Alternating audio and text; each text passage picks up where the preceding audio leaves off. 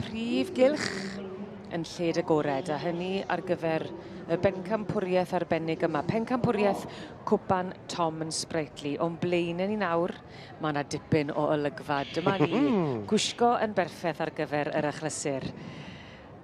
Yn beirniadu y bencampwriaeth yma, Mrs Kerry Fell, Bryn Seion, Brydfa Bryn Seion.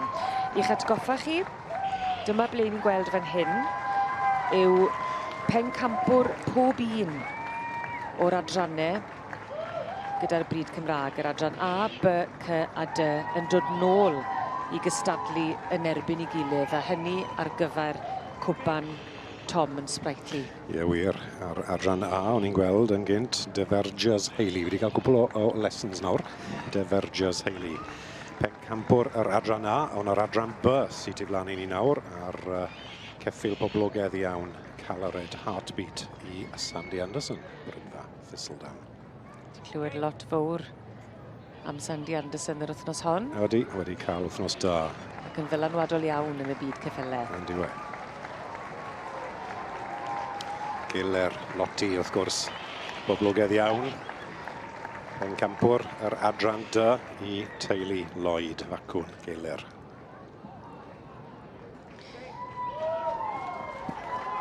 Dyma ni, enillydd yr adran C. Mewn dwylo. Scott Gibbons i'r teulu. A Scott Gibbons yn arbennig iawn yn neud I waith ac yn uchel iawn I barch fel un sydd yn dangos. Mae'n flin da fi, Glyn Gwyn Annie Power. Nawr te, wel, dyna beth yw het. Mae Kerry wedi curo pawb yn y cylch heddiw fi'n credu.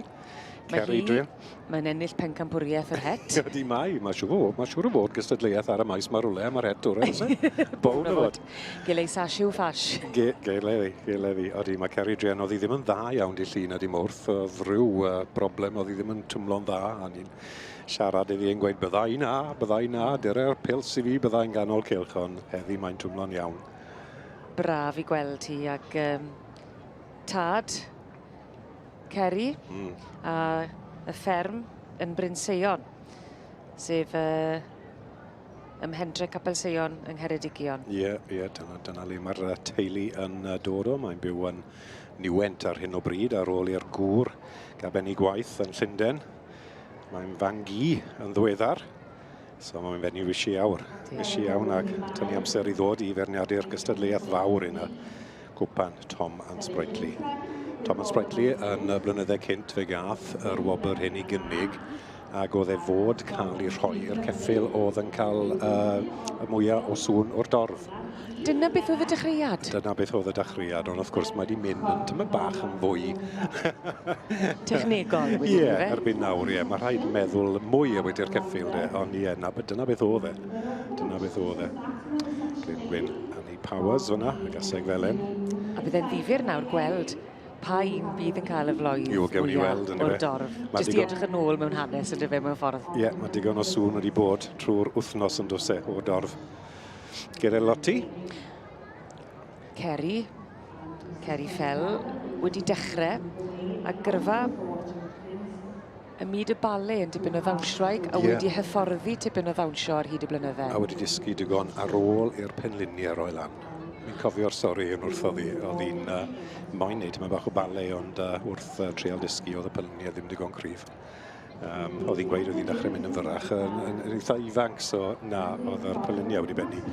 Wedi cael cwbl o obs fyna ac dyna fe. Ond dysgu mae wedi bod yn neud, dysgu dawnsio.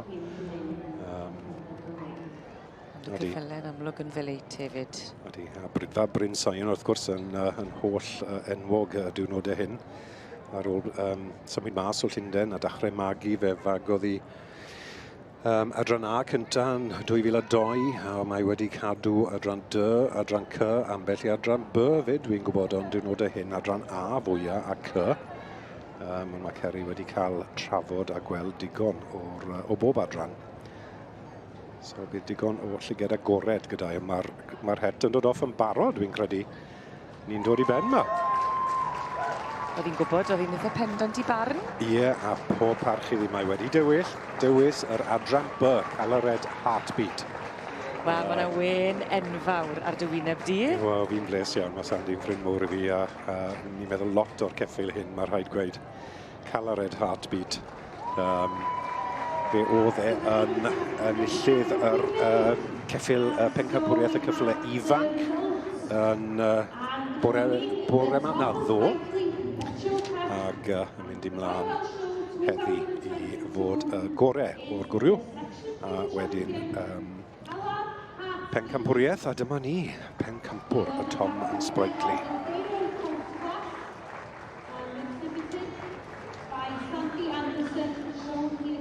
Calored heartbeat wedi cael ei fagu, diddorol, gyda Mia Anderson mas yn Denmark. Wrth y march Roson Amlin ac allan o'r gaseg Euadd Sophia.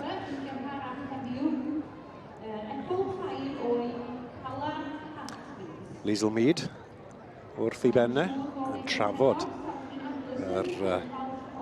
y ceffyl hyn i Sandy Anderson wrth gwrs. Liesl wedi cael diwrnod bach da yn yr adranba. Sandy Anderson, perchennog. Perchennog, ie, wedi prynu. Sioe ceffyl y flwyddyn. Ceffyl y flwyddyn, ie. Wedi prynu heartbeat braidd wrth llun, fi'n deall. Gweld i lunau lico fe fel ebol, a wedyn oedd Liesl wedi trial tynnu i fraich i drial pyrnu fe, a dyna hi, mae hi wedi cael llwyddiant wrth byrnu fe i Sandy, ac wrth gwrs yn y cylcheddi, ac yn is Pencampwr wrth gwrs yn y gystadleuaeth Gwynwyn and the Power i Scott a Kelly Gibbons.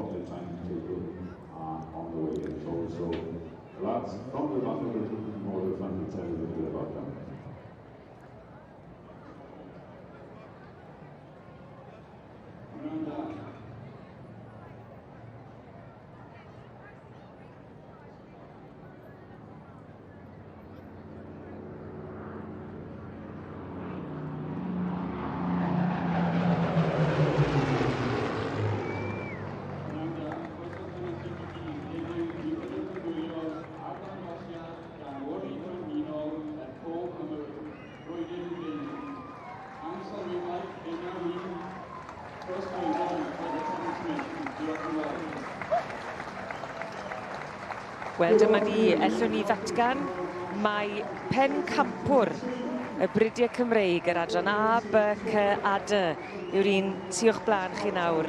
Calored heartbeat yn berchen i Sandy Anderson a Liesl Mead wedi wneud gwaith arwrol yn arwen. Ac yn ymdopi'n arbennig o dda gyda'r hyn sydd yn mynd ymlaen uwch ein pennau hefyd. Llon gyfarchadau gwresog felly i'r gorau o'r goreion o'r Brydiau Cymreig, Calored Heartbeat.